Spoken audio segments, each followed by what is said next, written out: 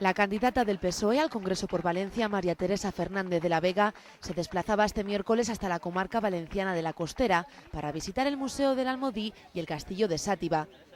De la Vega también aprovechaba su visita para encontrarse con la Asociación de Amas de Casa Tirius de la capital de la comarca, a quienes quiso agradecer su calurosa acogida y también su labor por cuidar y educar a los hijos y contribuir al sustento de la familia con trabajos no reconocidos.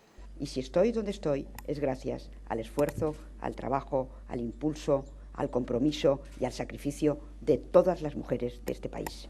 Pero tras una jornada con 4 mujeres asesinadas por sus parejas y una en la que 2 más fueron de nuevo agredidas, De la Vega quiso también reiterar su rechazo a este tipo de violencia.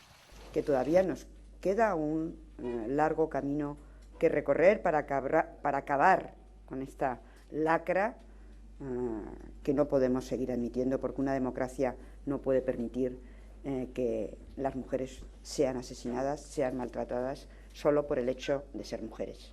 Y dejar claro que no va a aceptar que se trate el tema de forma inadecuada.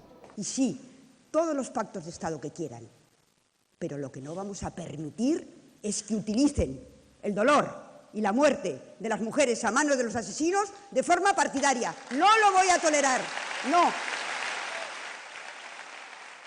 En definitiva, De la Vega aprovechaba la jornada para mantener su compromiso de favorecer la igualdad, sobre todo intentando conciliar la vida laboral y familiar con medidas como la ampliación del permiso de paternidad a 4 semanas y la ampliación de la educación pública y gratuita de 0 a 3 años.